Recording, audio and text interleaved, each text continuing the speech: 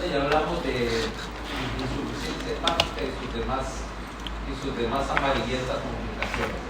Hoy vamos a hablar de insuficiencia hepática, ¿okay? De insuficiencia hepática desde el punto de vista fisiopatológico de las consecuencias fisiológicas de perder los diversos mecanismos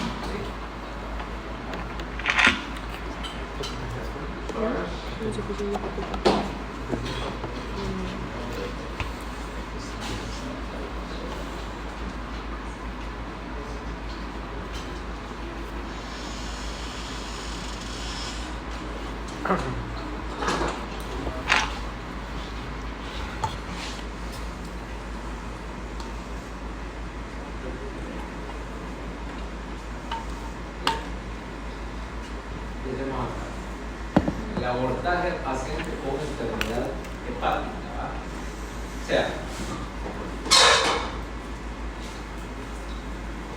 funciones metabólicas del hígado, pues ya veo que uno toma, pero aquí lo que me interesa es primero cómo abordar a un paciente con una lesión hepática conocida o sospechada.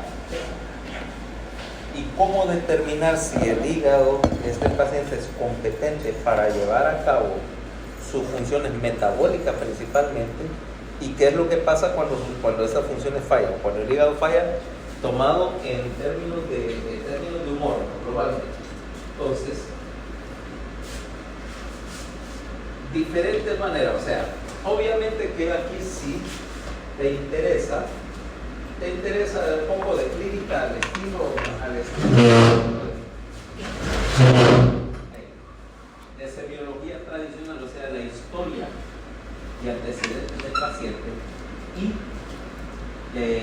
en algún grado el examen, más que nada buscando los signos característicos de un hígado que ya falló.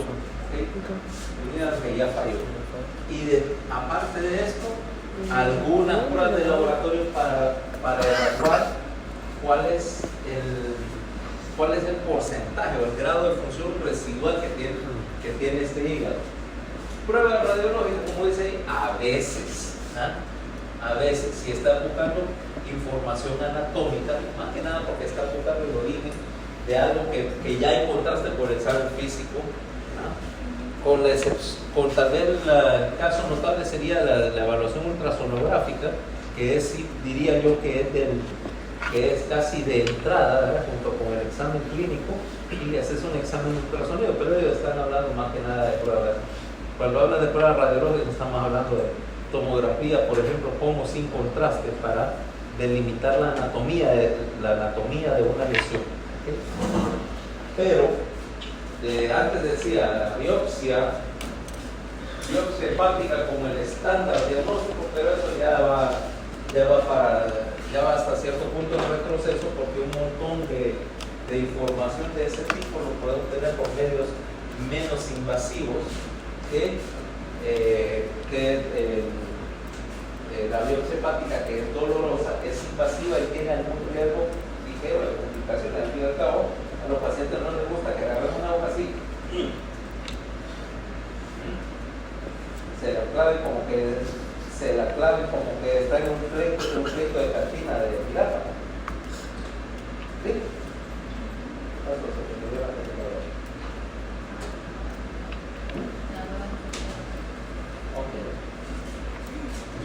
Es una cosa tan válida como cualquier otra.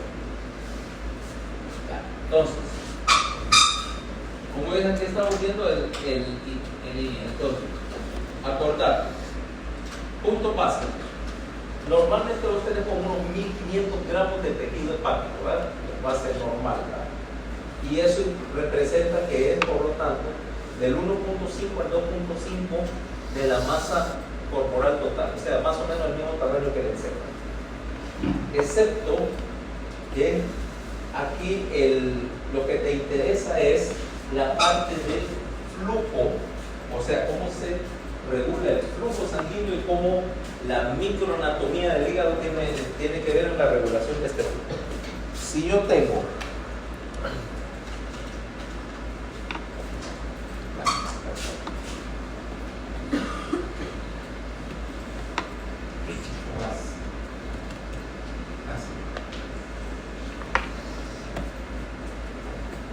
yo tengo aquí un hígado, ¿verdad? Un hígado sano y normal. ¿Ah? Este es el hígado que un hígado normal, el hígado de Jesús. Algo cirrótico. Cirrótico chiquito. Ok, ahora, si yo tengo acá dos aportes vasculares, el principal aporte vascular, el 80% del flujo va a venir De la vena porta. del sistema porta, que tenemos.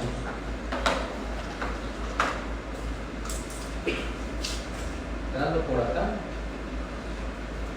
80% del porta. Quiere decir alto flujo, Baja presión baja, presión en el rango venoso, presión venosa, y el 20% que entra por el sistema arterial, ¿sí? 20% arterial, decíamos presión obviamente.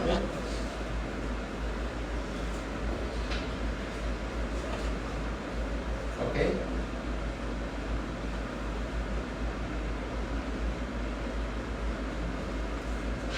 Y obviamente presión de oxígeno, niveles arteriales. Quiere decir que la oxigenación necesaria para el metabolismo acá viene por el lado arterial. Ahora, todo el flujo porta implica que la mayor parte de lo que estamos procesando acá, nutrientes, procede de acá, o sea, la carga metabólica que tenés que procesar es principalmente porta, mientras que la circulación arterial es para oxigenar. Y juntos, o sea, estas dos circulaciones van a salir hacia las venas suprahepáticas y de ahí a la vena cava inferior. Pero quiere decir que la mayor parte de la resistencia en este circuito intestinal venoso te lo va a dar el paso por el hígado. ¿Por qué? Porque ahora si nosotros vemos cómo cambia el flujo a nivel hepático, entonces caemos en el concepto de le lobulige.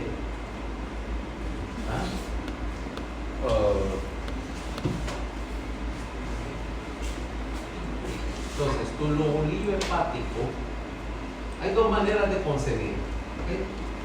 El primero es el lobulillo tradicional, que es un hexágono, que por supuesto, y que el hígado, desde el punto de vista funcional, es la suma de los diferentes lobulillos. Entonces, mira, en el centro tenés una vena central, que es la continuación del sistema porta. Vena central. ¿Ok? Y en la esquina, vaya, en la conjunción entre estos tenés la triada, donde tenés una rama de la arteria,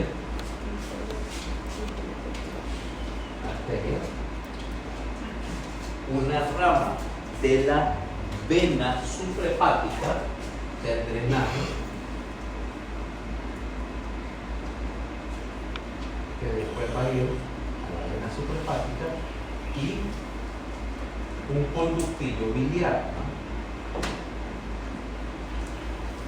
Del cual ya habíamos hablado cuando hablábamos de vísceras. Quiere decir que si nosotros vemos las células hepáticas están dispuestas a ser sinusoides radiales o a lo largo de los sinusoides,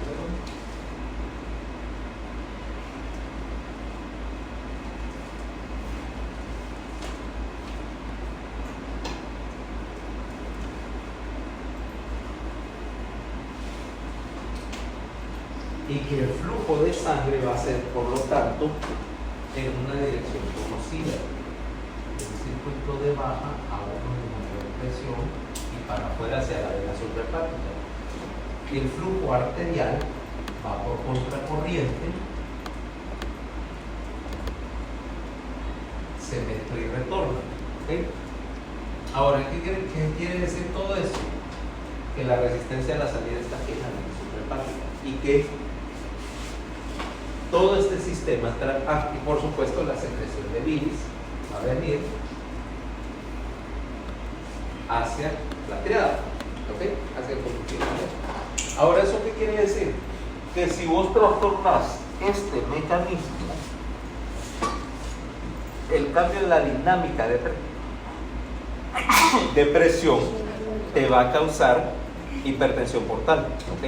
Y que entonces lo que vas a tener es que si yo aumento la resistencia en algún punto aquí o acá, toda esta sangre empieza a retornar, empieza a remanzarse en el circuito porta, o sea que vas a tener ahora congestión en el circuito intestinal y en el circuito intraabdominal, pero que ahí es donde viene que toda presión busca salida.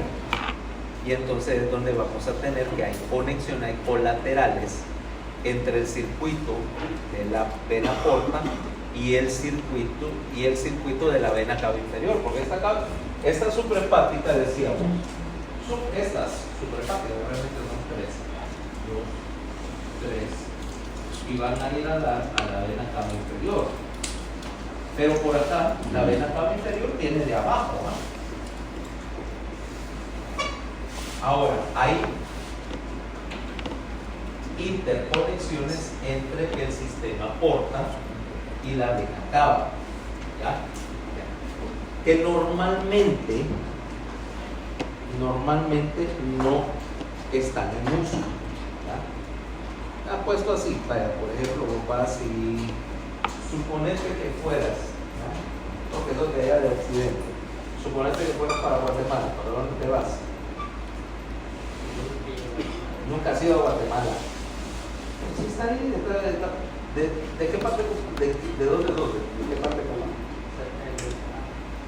Cerca del estrado, o sea que estás, vaya, en el peor de los casos estás a 1 hora y pico de Guatemala, ¿verdad? Asumiendo, vaya, y ahí es donde vamos, asumiendo. Pero te apuesto que te conoces Miami por la tabla normal. Ahora, en serio, nunca has ido a Guate. Porque el diamante está al otro lado, vaya. Ahí es donde tiene el asunto de las rutas. Por ejemplo, si la ruta o rutas principales para salir a Guatemala sería, o te vas para vía Santa Rosa, vaya, y de Santa Rosa, por ejemplo, el camino largo a salir a Ocotepeque, ¿vale? O si agarras y de repente te vas por Santa Rita a salir a Copanruin hacia Florido, ¿vale? Son las dos maneras estándares de decir. Si vos me dijeras, vamos a Guatemala, yo digo, vámonos por ahí porque se supone que es carretera, ¿vale? Vamos a asumir por un momento que ahí hay carretera, ¿vale? El que no ha ido por esos lugares en estos días no sabe de qué estoy hablando. ¿Cómo se llama? Bueno, ya sabes que ir ahorita a ¿cómo se llama? Al parque arqueológico, porque Copanruina no se refiere al parque, se refiere a la carretera, ¿no? Ahora en vez de que se va de todo, o sea, hay un puentecito y se va. Ahí es donde viene y digo, bueno, voy a agarrar las colaterales, ¿no? Agarrar las colaterales, por ejemplo, entonces voy a salir y saldría, si no está en Florido, me voy por el otro lado, por el paraíso, que salís a Chiquimula, vaya, que eso es un paso ciego, ahí no hay aduana, ahí te vas clandestino, ¿ah? Y que normalmente es, sin embargo, uno de los puntos de exportación más grandes de Honduras. Ya sabes que exportan por ahí, ¿no? Ok. ganado blanco se dice. Sí, antes por ahí de hecho por un tiempo histórico ahí se contrabandeaban vacas. Ahora lo único que las vacas son como más blanquitas y más cuadraditas. Pesan 1 kilo de cada uno. Ok. Y vos te irías por ahí, pues quiero llegar a Guatemala y agarro un paso secundario que normalmente no está en uso. ¿Ah? O para ese efecto.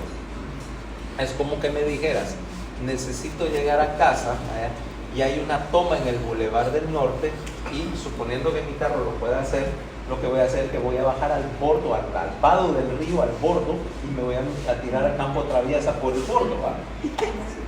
Ya lo hice más de una vez. Ya lo he hecho más de una vez. O sea, literalmente salirte del camino en pleno San Pedro Sula y meterte a lo Conan el Bárbaro. ¿Va? O a lo Dave el Bárbaro, si ese es tu gusto. ¿Va?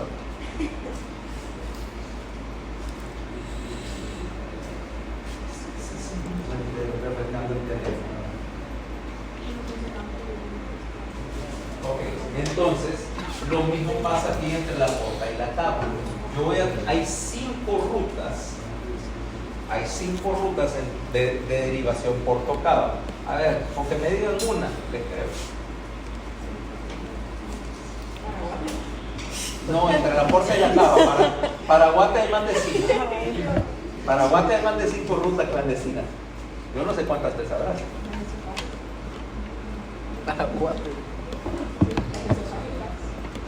Uno es, exacto, a través de las venas esofágicas, entre las venas gástricas y las venas esofágicas, que drenan a la ácido, ¿ok? O sea, el anillo periesofágico. 2, entre las rectales superiores, que son parte del circuito mesentérico, que le hace porta, y las rectales inferiores, que son tributarias de las venas ilíacas. Umbilical y lumbar. Umbilical y lumbar.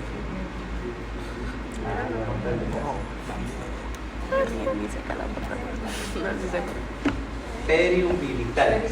Las venas periumbilicales que drenan el intestino hacia la vena de la pared. Ok. ¿Qué más?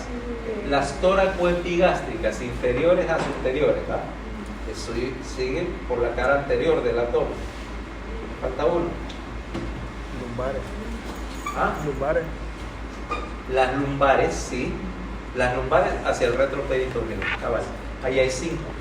Entonces, acordate, ¿y por qué nunca están abiertos las rutas? En condiciones normales es porque la resistencia acá es menor. Por la misma razón que yo me voy por la carretera pavimentada en vez de irme por un caminito todo quebrado, lleno de hoyos, todo lodoso, a menos que se haya bloqueado la carretera y bueno, ahora sí, es el único camino que queda. Entonces ahí es donde vas a enviar derivaciones por Tacaba, pero quiere decir que todo lo que se vaya por una derivación no está siendo limpiado, filtrado, etcétera, por el hígado, excepto que por casualidad le toque pasar en la segunda vuelta, ¿va? Pero quiere decir que el flujo sanguíneo hepático se va a comprometer y que entonces yo puedo medir, puedo ver si hay una obstrucción, viendo cómo cambió la dinámica circulatoria ahí en el hígado, ¿no? ¿Vamos bien?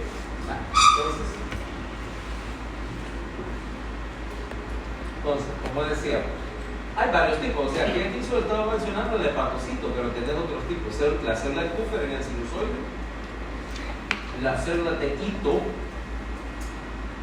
las células de Ito que guardan grasa, ¿ok? No son, fíjate que, aunque son parecidas, no son adipocitos. O sea, vos guardas así grasa en el hígado, parte en el hepatocito, pero parte en estas células de Ito, ¿ok? Y pues obviamente toda la estructura vascular, ¿ok? Entonces, desde el punto de vista del hígado, hay otra manera de hablar del hígado en términos de estructura y es lo que llamamos el acino hepático, ¿ok? En un acino hepático lo que vos tenés es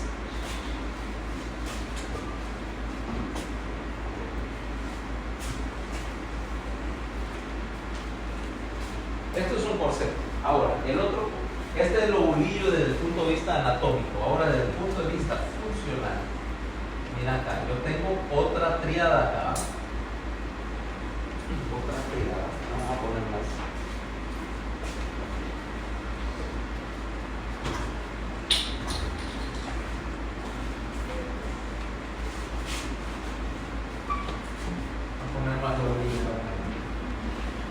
Desde el punto de vista de secreción biliar,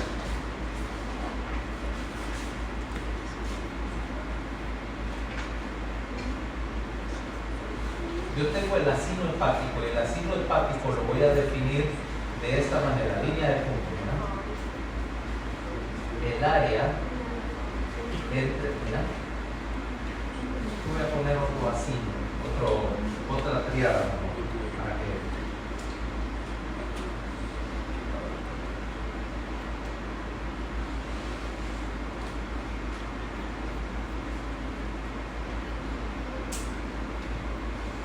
ahora mira, ves que tengo una tríada. Ahora, si yo defino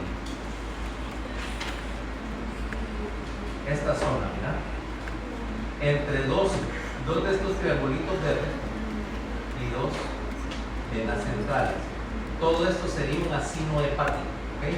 Desde el punto de vista secretor es una mejor manera para entender el flujo sanguíneo, es que un acino tenés la sangre entrando por acá, por estos dos puntos, y saliendo hacia el otro acino, o sea, así y así. ¿Ok? De hecho, es una mejor manera de explicar. Lo único que no corresponde con el lobulillo hepático como se ve, porque la verdad es que estos, mira, esto está centrado acá, y los tabiques estos, entre el lobulillo y lobulillo, quedan en medio del acino, son más en el punto central, es donde hay menos flujo.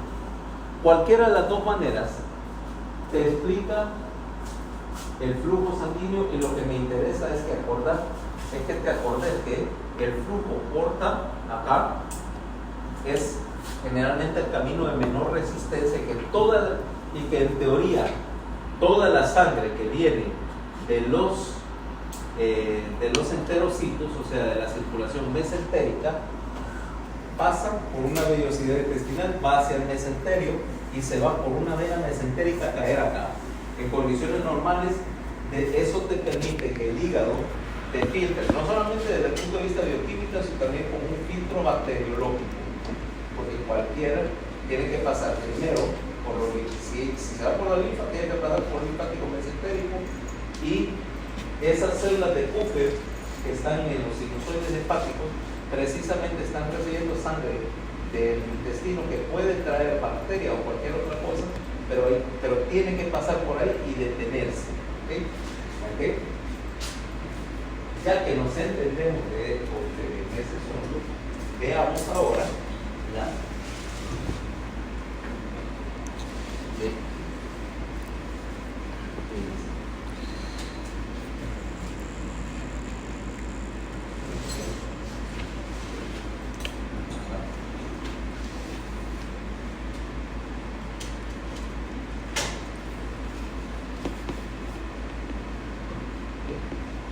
ahora, ¿qué quiere decir esto?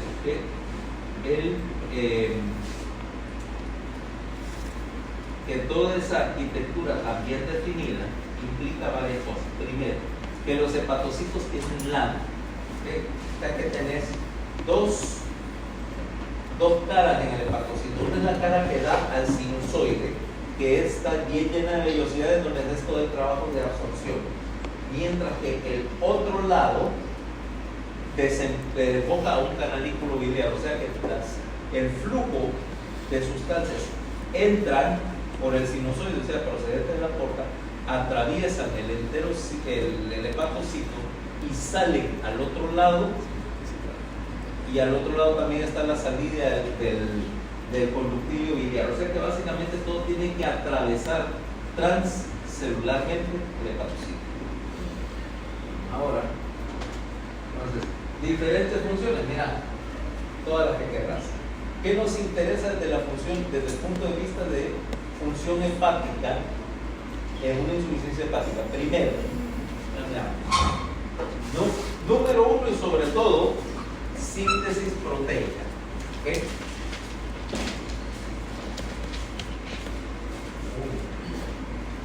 Síntesis proteica.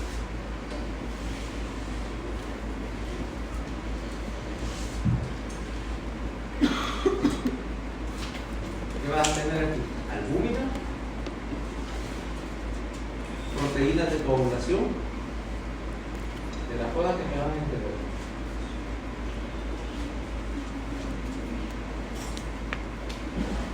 Y lipoproteínas.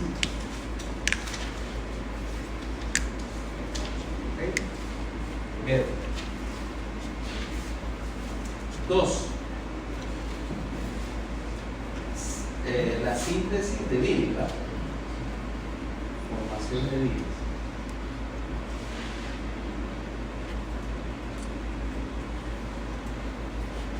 Entiéndase de dos componentes. Uno, la secreción propiamente, y otro es el procesamiento de la bilirrubina. 3.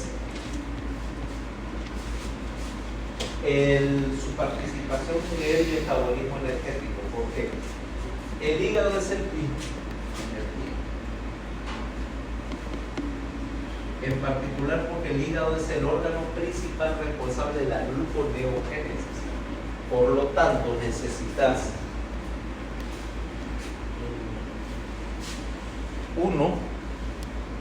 hacer gluconeogénesis en el hígado. Hay un porcentaje menor que ocurre en el riñón, pero el riñón básicamente está sintetizando glucosa para su propio metabolismo, y lo que maneje extra va para el resto del organismo. Pero como órgano gluconeogenético te vas para el hígado. Gluconeogénesis.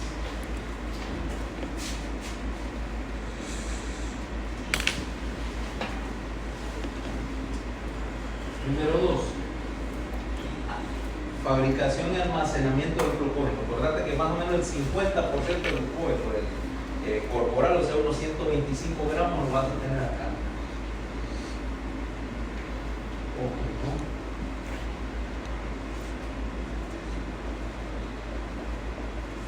Okay. Número 3, lo más importante de eso es que toda la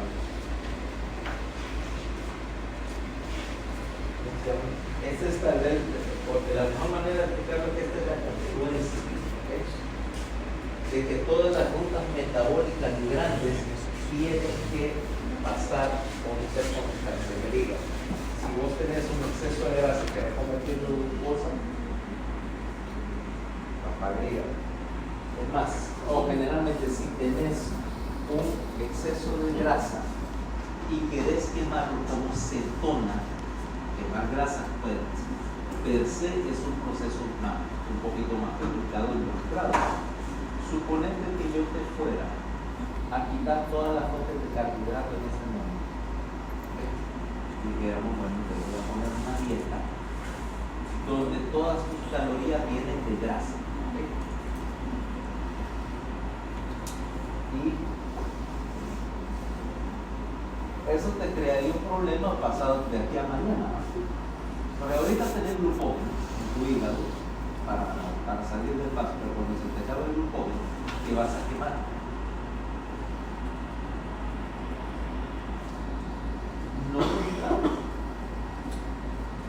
No de entrada. Vamos a asumir que vos tenés suficiente grasa para quemar acá en tu reserva. Okay, ya dijimos que tenés un mínimo. El glucógeno hepático. Mínimo. Ese sí, ahora, del muscular. No vas a quemarlo mañana. Te vas a quemar.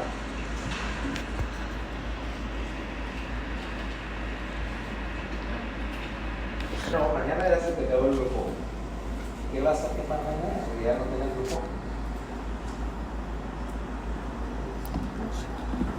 Si no tienes glucógeno, yo te puse una dieta de 0 carbohidratos.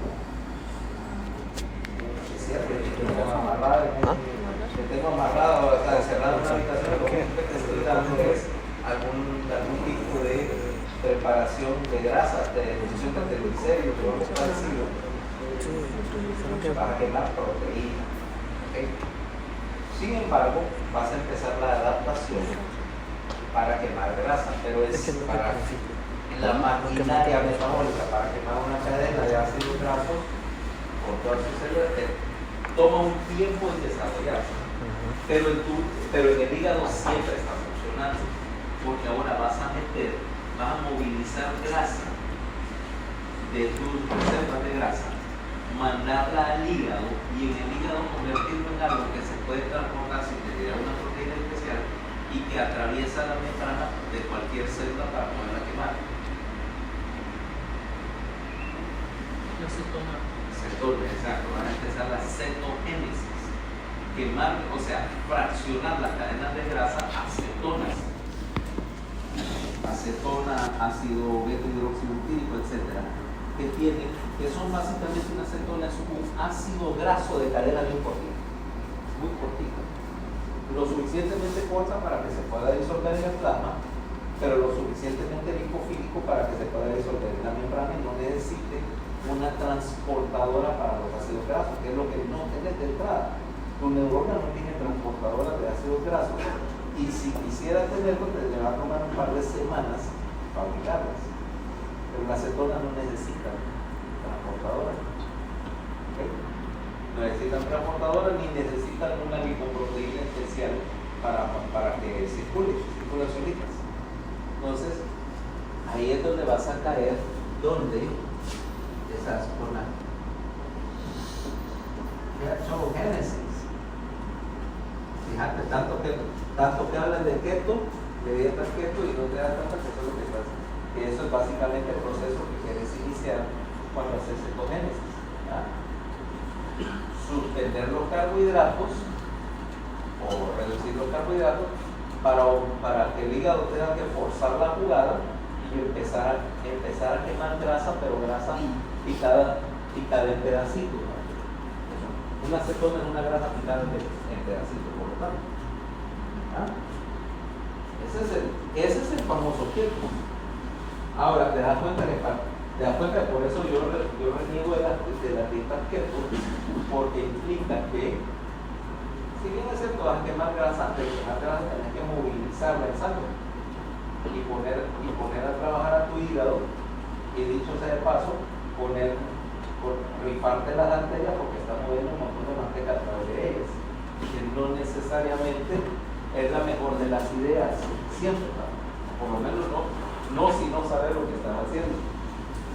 Jugar con tu bioquímica no es necesariamente la mejor de las ideas cuando no tienes ni idea de lo que estás haciendo. Eso es tu típica cara de esas que se tiñen el pelo y andan ahí vestidas de New Age y todas tostadas de lámpara ultravioleta y que se las tiran de dentista. Esas siempre terminan mal, ¿ok? O sea, a mí no estoy de acuerdo de que terminan la dentista, pero creo que leer el libro bioquímico, cosa que obviamente el 95% de la gente que anda ofreciendo o promoviendo toda clase de boutiques alimentarios en Facebook y nunca lo ha habido, ¿vale? Y debería ese debería ser que si hubiera alguien que hubiera consejos de dieta sensatos en las redes sociales, supongo que debería ir tal vez. Digo tal vez porque desgraciadamente nunca va a ofrecer una respuesta fácil de nada. Entonces, desgraciadamente le va a ganar, tal vez le gane popularidad a alguien que te ofrezca la respuesta fácil o en atajo a las cosas y diga, este es más fácil de seguir. Y empiezan. Pero bueno, me salgo del asunto. Lo importante es que estoy haciendo ketogénesis. ¿Qué más voy a hacer acá? 4. Metabolismo por 2 formas. Uno es excreción biliar.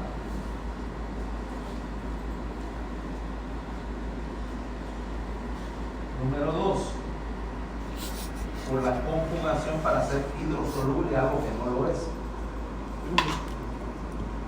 Número 3, mediante la inactivación, o sea, la inactivación generalmente por vía oxidativa. Algún metabolito que es inactivo. ¿Okay? O sea, puedo hacer las 3 cosas. Vaya. tomemos por ejemplo el número 1, la excreción directa, por ejemplo, de medicamentos como el respiro-nonactón, que les parece el colesterol y se va directo a la vida. La otra es que tengas, por ejemplo, medicamentos como decir gluconato de qué.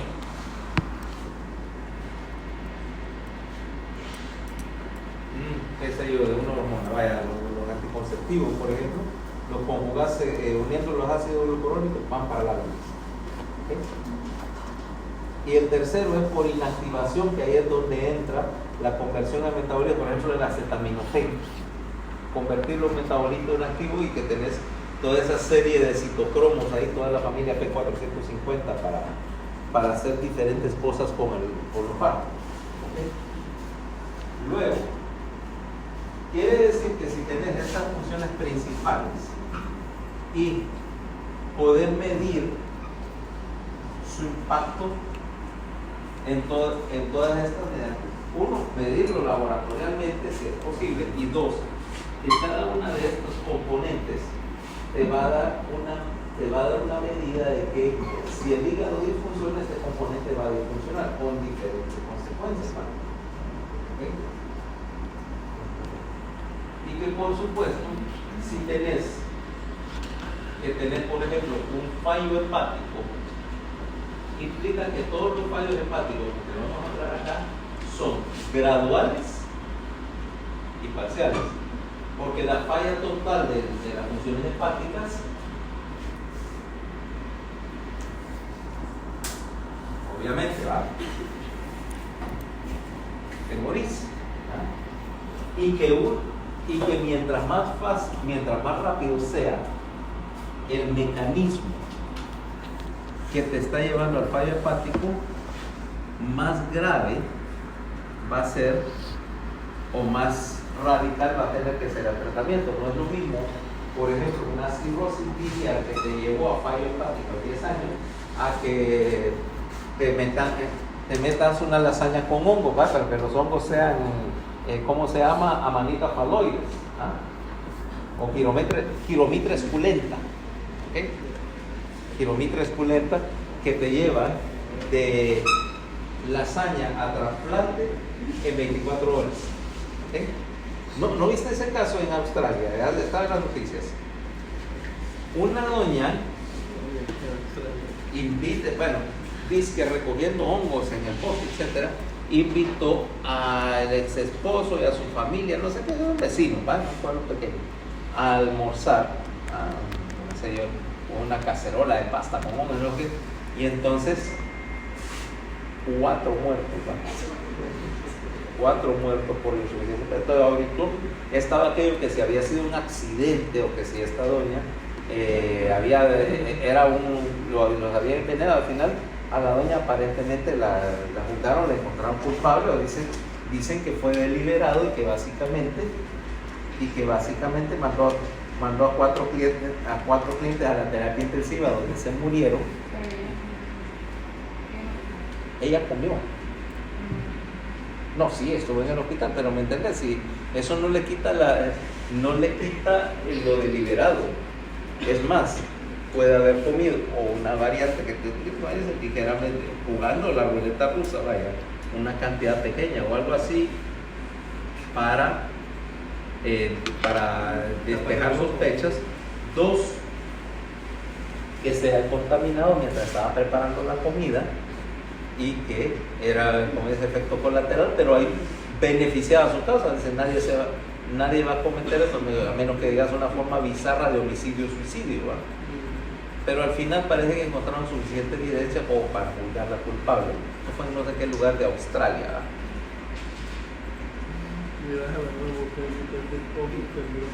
O sea, y sí hay como te digo, Chiromitra esculenta te deshace el hígado. No tenés que ir tan lejos, no necesitas andar buscando hongos raros en el bosque. Y aquí hay, casi todos los años, hay un par de casos de familia.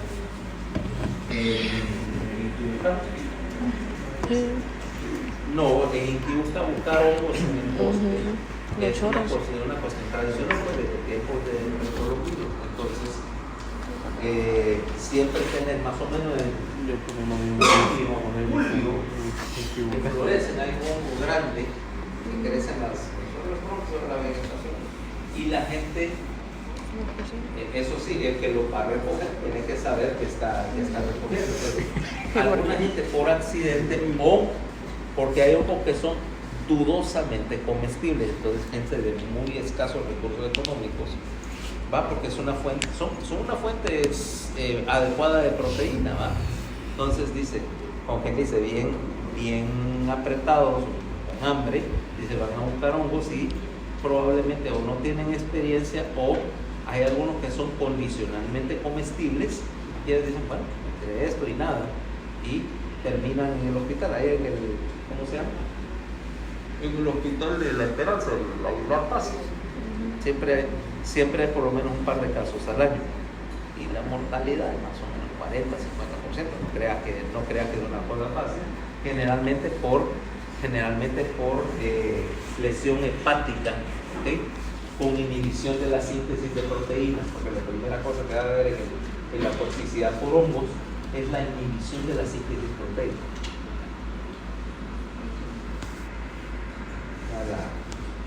Ya los detalles farmacológicos de cómo se maneja por van a ver porque eso es un poquito más involucrado de lo que me quiero meter en esta clase, ¿verdad?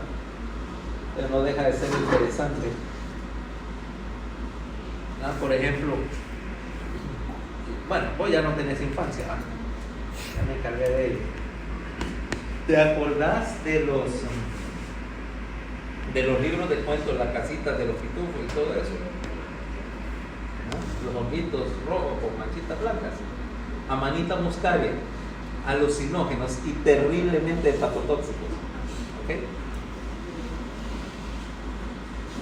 Y si veías otros libros que tenían unos más altitos, así unos honguitos parecidos, rojo y blanco, pero más altitos, así más cónicos, eso es Gyromitra esculenta, fatal en 24 horas, excelente como para vivir ahí. Y ahora se entiende si eran alucinogénicos porque los pitufos y esos manes estaban hasta azules de la de droga, hombre. Y papá pitufo que tenía 452 años de estársela poniendo.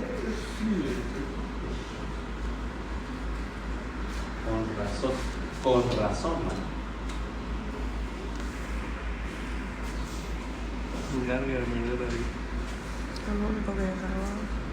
Lo interesante es que eso, bueno, en la época moderna, qué tan moderno será eso, pero si hablaran de todo eso en los cuentos, si mencionan esos detalles de que lleguemos por algo así, en los cuentos originales de hadas, en la Edad Media todo el mundo sabía que esos hongos eran alucinogénicos porque se usaban a propósito para ello, o sea, los chamanes, ¿no?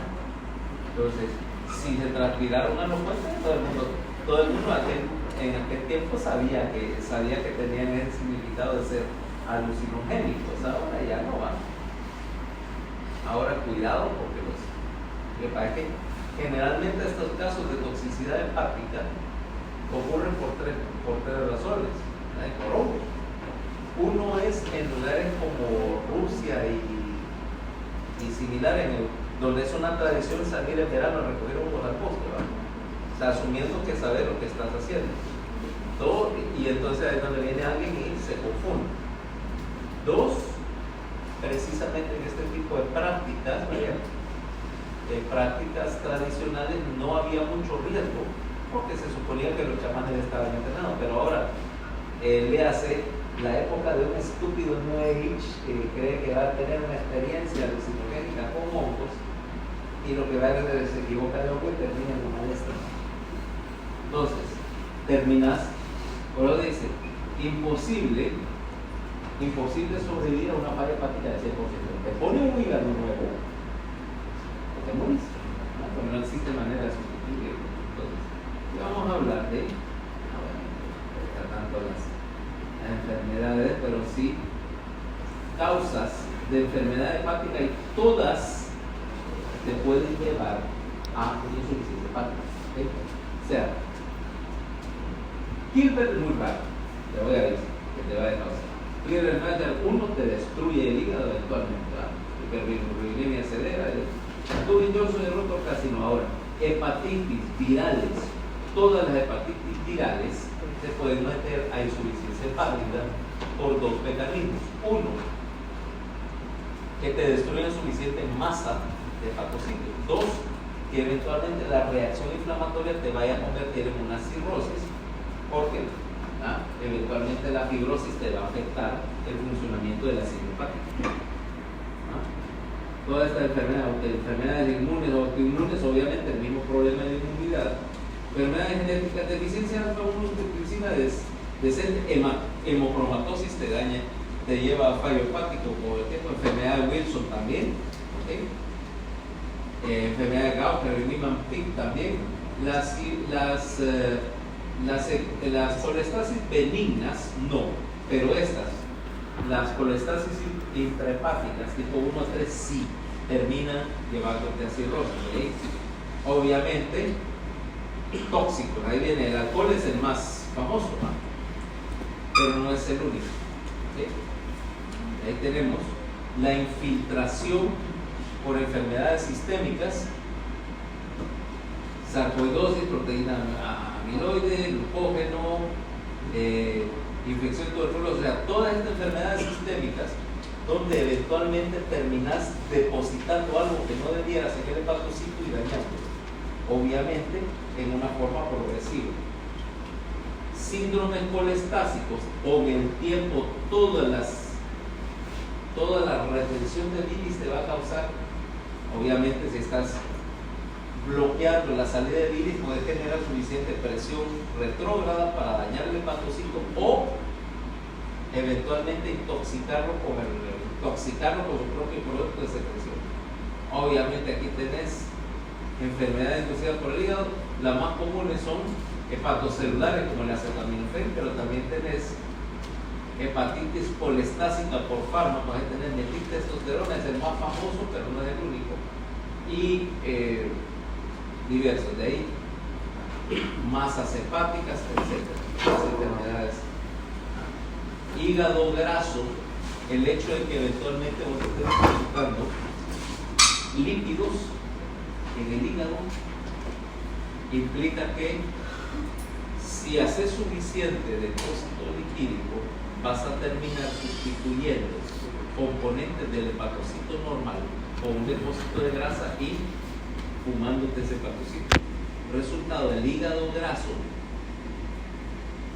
llevado por tiempo y magnitud suficiente te termina causando una cirrosis, y la cirrosis, si la dejas progresar, también haciéndote el fallo hepático. O sea que eventualmente ese hígado graso también es indicativo de que estás sobrecargando al hígado con más, por ejemplo, más grasa del que puede manejar en ese momento, y que por lo tanto ese hígado está sobreexcitado. Presentaciones típicas me van a interesar, de las que me van a interesar. Ictericia, sí. Ictericia, sí. Fatiga, también.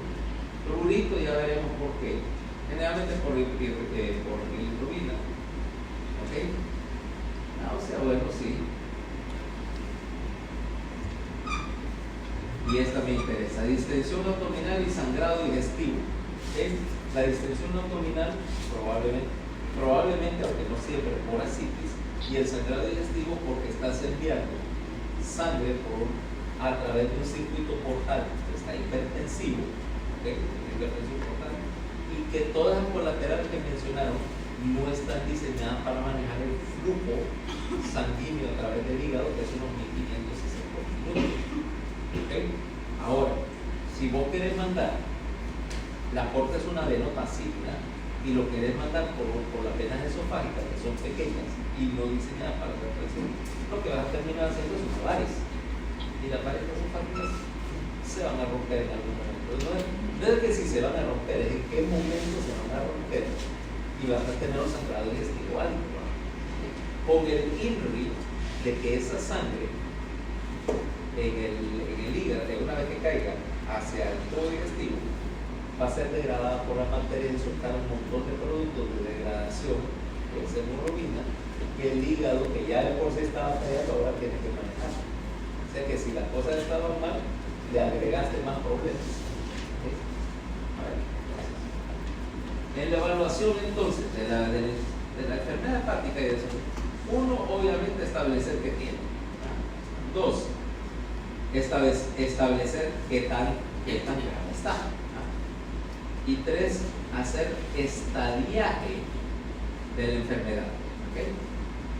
Para que va a haber categoría y el grado, porque el grado de actividad te da el manejo. ¿Okay? Ahora, historia clínica.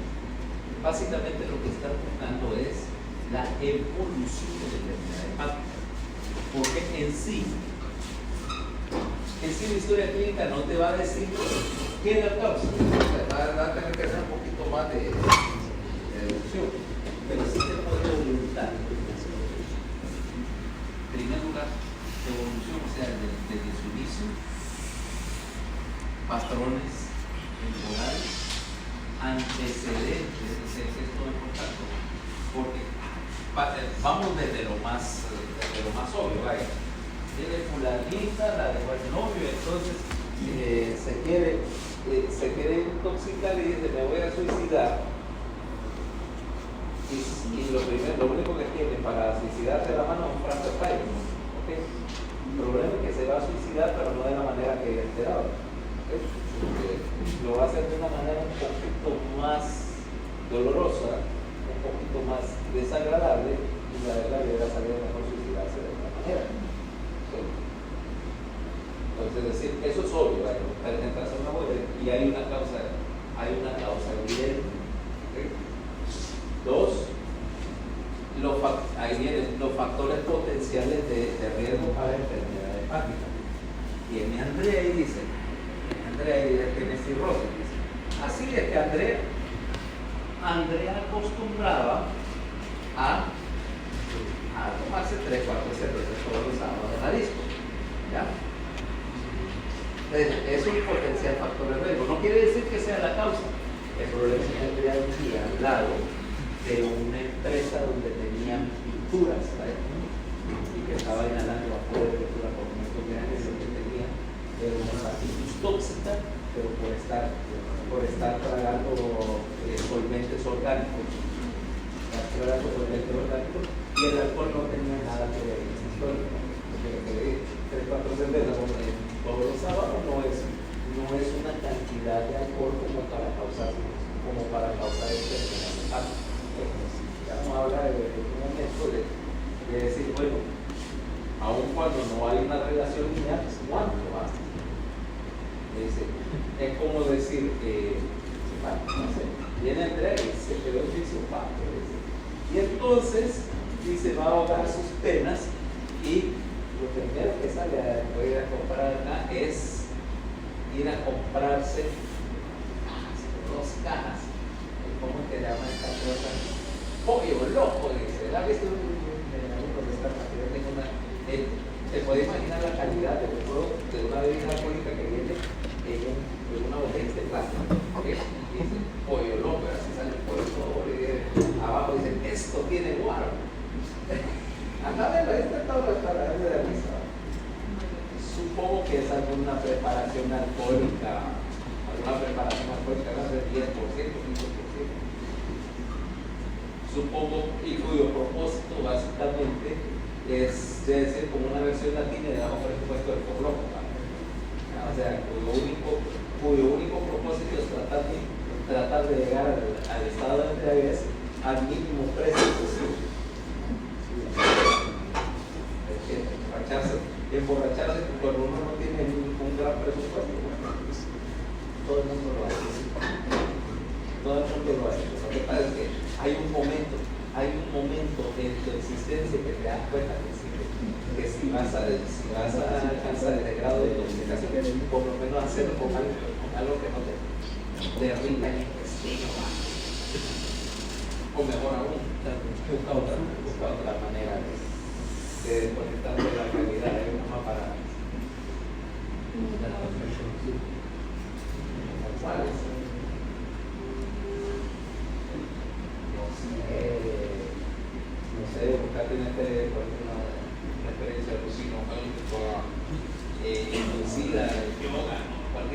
por querer desconectarte de la realidad, poner televisor y ponerte o poner YouTube y ponerte a ver tonterías hasta que se te desconecte el cerebro, que no es tan difícil en estas épocas. Pero en todo caso, entonces viene y por ejemplo, y entonces dice, me voy a meter, te vas a meter una botella de esa tontería, desayuno, almuerzo y cena por una semana. Te vas a ganar una hepatitis alcohólica, tal vez. Pero a largo plazo eso es menos comprometedor que decir, me estoy bebiendo, qué sé yo, media botella de vino diaria por 20 años. Y que si bebieras esa cantidad probablemente estás camino de hacer una hepatopatía alcohólica. Sin embargo, por media botella de máximo después del tiempo que desarrollas tolerancia, no vas a tener efectos visibles externamente. Pero ahí anda bien, está consciente, nunca ha hecho una tontería, no califica de la apariencia externa de que se borrachó. Sin embargo, la acumulación de daño hepático dentro de 20 años, no, fíjate que Andrea, que anda con parótidas así todas hipertróficas y no sé, tienes un poquito de asitis, ¿sí? Y en el ultrasonido tiene un hígado graso, alcohólico. Yo nunca la he visto en esta realidad, ¿no? Pero es una de que bebe todos los días en pequeña cantidad por acumulación. Esa clase de patrón es lo que vos estás buscando cuando estás interrogando a un paciente. Así, fulano de tal tiene una hepatitis, pero no bebe. No bebe, pero mira, no puede parar. O sea, le pones falta a un carrito de esquina y él va detrás, ¿no? Y lo que tiene es una hepatitis C. Tiene una hepatitis C. Yo nunca me he bebido un trago de tu vida. Sí, compa, pero te metiste desde que estás en el colegio, que hiciste con todas las colegios, toda la universidad, con todo el trabajo, etcétera, etcétera, y perseguís todo y algunas te contagió una hepatitis C. También se ha visto. También se ha visto. Y lo peor es que esos son los peores porque esos, ¿me entendés? Tienen algo que es potencialmente transmisible. Entonces, luego, manifestaciones, ok, sí. Andan buscando cosas específicas, ¿verdad? Obviamente hay un montón de cosas específicas, fatiga, lactemia, náuseas, etcétera, pero más te interesa eso: ictericia, coluria, acolia, prurito, distensión abdominal, ¿okay? Evidencia de sangrado, generalmente es la constelación, o sea, un hallazgo solito no te dice todo. Generalmente tenés una intolerancia a algunos patrones dietéticos, por ejemplo la proteína. Dicen, no, intolerancia a las grasas cuando tenés un trastorno de la secreción del líquido, obviamente. Dicen, no, que se distiende con la grasa, tiene dolor abdominal, con la proteína, se distiende incluso en alguna etapa del fallo hepático, que ya empieza a ser una encefalopatía, las cargas de proteína te van a sobrecargar de amonio. Y entonces no, fíjate que después se pone más desorientado, le da sueño, etc.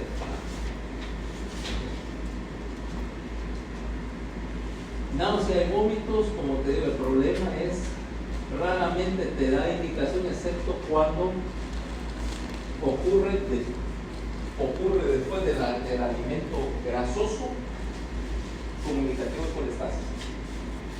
Donde deben dar cosas inespecíficas. ¿Okay? Son inespecíficas, pero en general no te van a decir nada. Ahora, dolor de cuadrante superior derecho, misma idea.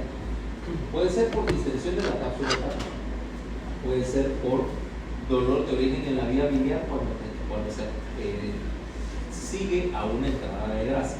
¿Okay? Indicativo, obviamente, el más importante es ictericia y compromiso de la conciencia. Factores de riesgo que te interesan: obviamente alcohol, uso de medicamentos, incluyendo algunas cosas que uno no se recuerda. Opuestos del pan, recuerda que hay un montón de el hecho de que una medicina sea natural no quiere decir que no sea peligrosa, ¿no? Particularmente aquí. ¿Okay? Hay un montón de cosas que andan por ahí como remedios de tortica naturista que son hepatotóxicos claros y conocidos. ¿Okay? Lo mismo, anticonceptivos, ¿okay? Asociados a lesión hepática, medicamentos sin receta, acetaminofén en particular, ¿okay? Hábitos personales, bueno, la posibilidad de contagio, hepatitis C, etcétera, por contagio sexual, viaje, ¿okay? Viaje, en particular a lugares donde tenés la posibilidad de infectarte con uno de estos gusanos que viven en el conducto biliar, ¿verdad? Fasciola hepática, etc. Eso incluye el sureste de Asia, Hong Kong, Egipto y Medio Oriente, o 3, cualquier lugar donde estés expuesto expuesto a consumir agua que haya agua generalmente contaminada, ¿okay? En particular te digo estos lugares como Asia, el sureste de Asia, porque ahí acostumbran como plato local o vegetales que son recogidas de descarte, o sea, de los arroyos cerca de la ciudad, que casi siempre están contaminados por el ¿cómo que se llaman estos berros? ¿Por qué? Que no se cocinan. Sí, que son, para mí su mayor uso es para usarlos en la poesía. Sí, un burro comía berros y un zorro lo estaba viendo. El burro lanzó un rebuzno y el zorro cayó en el barro. Nunca había, no te había ese recuerdo. Te lo aprendí porque mi hermana le contaba por mi hermana. Ustedes lo ponían para recitar esa clase de cosas para que practicara con él. Y él me dice, me quedó. No es más, una vez, y estaba con tercer grado, y entonces le dijo, mamá, mira, yo tengo que aprender el poema. Él le dijo, ¿qué me hace? Y se lo enseñé, ¿va? Entonces, al rato me dio al día siguiente una maestra que no entendía, me aprendió un poema que usted le enseñó, pero no, mira, se va a llamar a ver. ¿Cómo fue el poema que le dijiste a tu maestra? Un burro comía berros y un zorro lo miraba. El burro gritó y el zorro se cayó al lodo. Así lo trajiste, ¿no? No, pero la maestra ya te imaginas y se escucha. ¿Qué tiene que ver?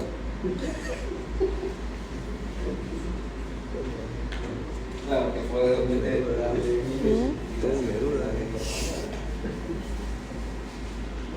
por causa de él, Cervantes y López de Vega lo podrían contratar como abanicos. Ahora, entonces, en particular eso, y porque también la otra manera de agarrar esta parasitosis es mediante el pescado mal cocinado, o sea que no llegaste a temperatura para el bicho vive en el tejido muscular del pescado, y entonces ahí se acostumbra mucho preparaciones de pescado o crudo o semicrudo y cosas como vaya. Nosotros consideraríamos, por ejemplo, el ceviche, pero el ceviche el ácido tiende a matar el parásito. Aquí no, sino que hay un plato chino que básicamente es coreano, japoneses también, que básicamente es pescado así como sashimi, bien delgadito, y entonces que normalmente no solo lo agarras así, lo remojas en salsa de soya o algo parecido, pero se come esencialmente crudo. Entonces, dice, obviamente exposición, uso de drogas, transfusiones, ocupación, y ahí les falta otra cosa, exposición a productos externos.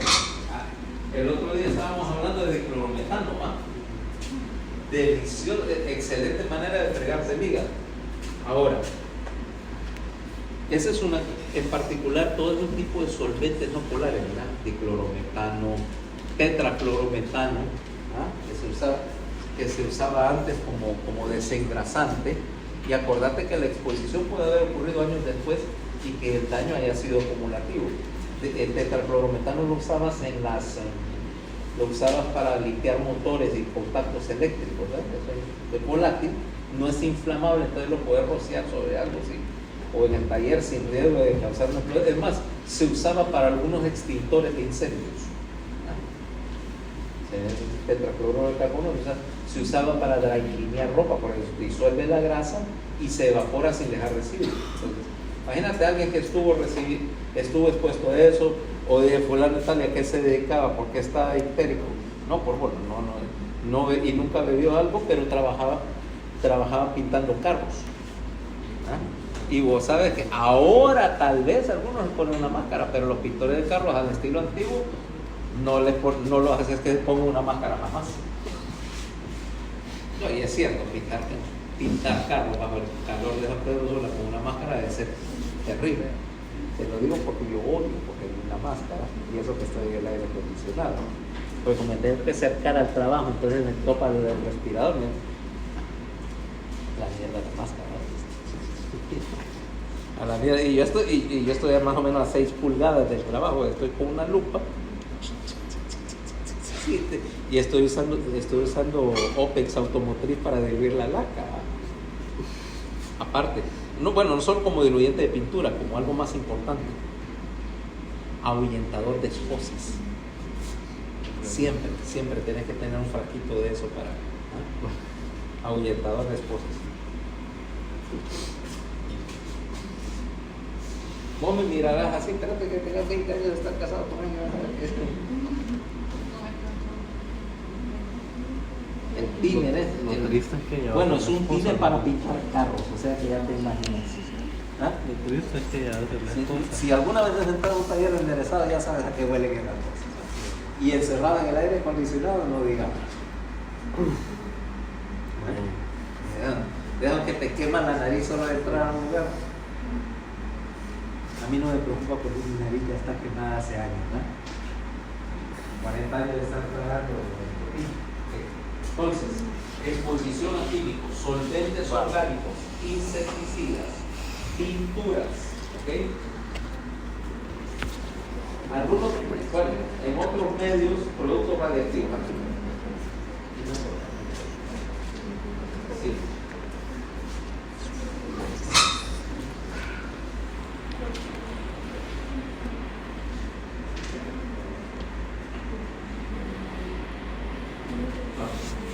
Examen físico.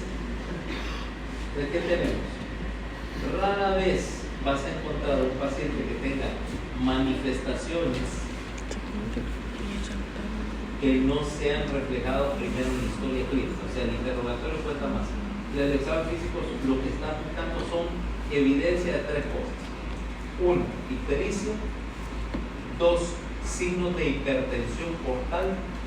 3, signos de disfunción de la conciencia, o sea, de intoxicación por amor. Vas a encontrar, hay altos, el examen físico ya sabemos, hay un montón de pericia, hepatomegalia, dolor, esplenomegalia por hipertensión portal, angiomas, eritema palmar. Bueno, de hecho, cuando yo estudiaba medicina había un profesor ahí, el doctor Obdulio Pacheco, famoso, ¿verdad? Jorge Pacheco, perdón, Obdulio era el psiquiatra. El doctor Pacheco era internista cirrótico, por cierto, pero él se había dedicado todo el tiempo a estudiar la cirrosis y había descrito, creo que 65 signos clínicos, 65, imagínate, signos clínicos de cirrosis. ¿Ya? Y era famoso porque te podía escribir en la clase de cirrosis, era todo el día explicando cómo, por qué y dónde había 60 y pico signos. Y creo que seguía descubriendo, ¿verdad? La señora era fuerte, pero era muy bueno porque literalmente en el examen te preguntaba, te podría poner una pregunta. ¿De describa 40 signos de cirrosis, ¿verdad? Pero necesario, ¿okay? O de falla, realmente eran de insuficiencia hepática, ¿no?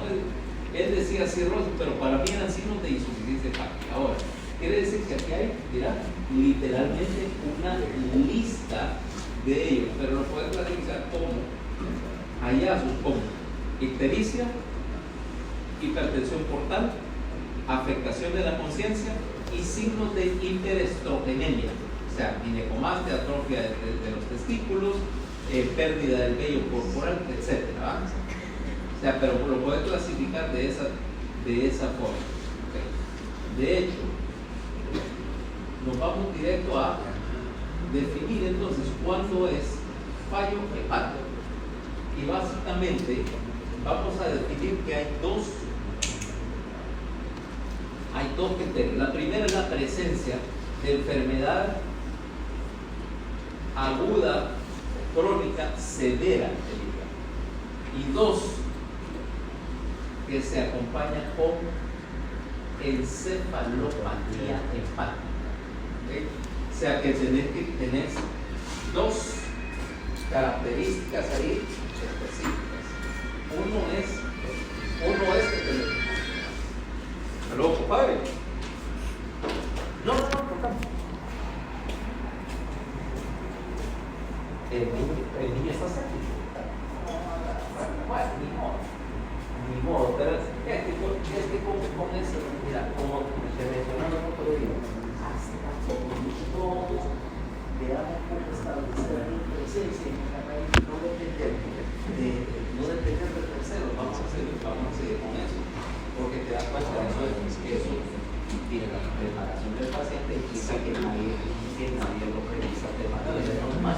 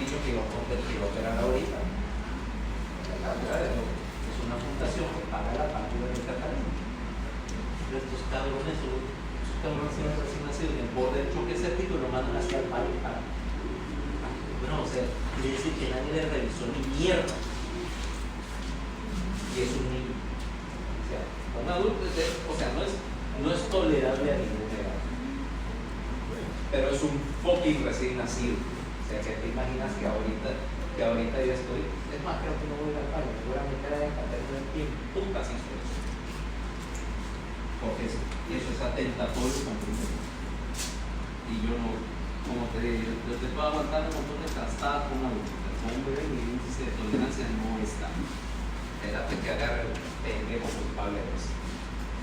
Ok, entonces, estamos acá. Entonces, definición: fallo hepático, enfermedad hepática severa asociada a una encefalopatía. O sea, hay algún grado de compromiso de disfunción del sistema nervioso central. Más, ok, la posibilidad de que haya un tercer sistema involucrado, véase, fallo renal, distal respiratorio del adulto, ya habíamos hablado que podía deberse a una lesión hepática o disfunción cardiovascular. Pero el que es obligatorio es que haya alguna afectación del sistema nervioso central. ¿Por qué? Porque el mecanismo básico detrás de la encefalopatía es que estás teniendo una encefalopatía metabólica por la acumulación de amonio, de desechos nitrogenados, que normalmente deberían estar mandando a través del hígado, pero que no lo estás pudiendo manejar. O sea, que tu hígado ya no puede destoxificar los productos de tu propio metabolismo, en particular el metabolismo de proteínas, y que la acumulación de estos desechos metabólicos te cae aquí al hígado, ¿okay? Te cae aquí, se acumula, o porque el hígado no los eliminó, no los transaminó, ¿okay? A una forma estable, terminas acumulándolos en el plasma y se desvanecen.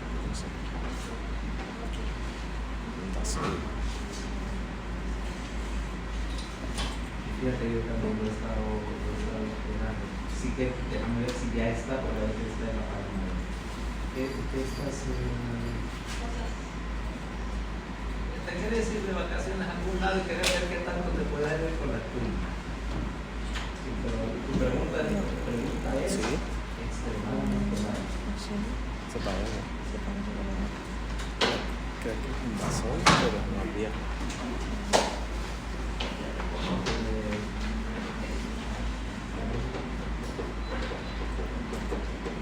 Bueno, ok, entonces mañana seguimos con lo mismo.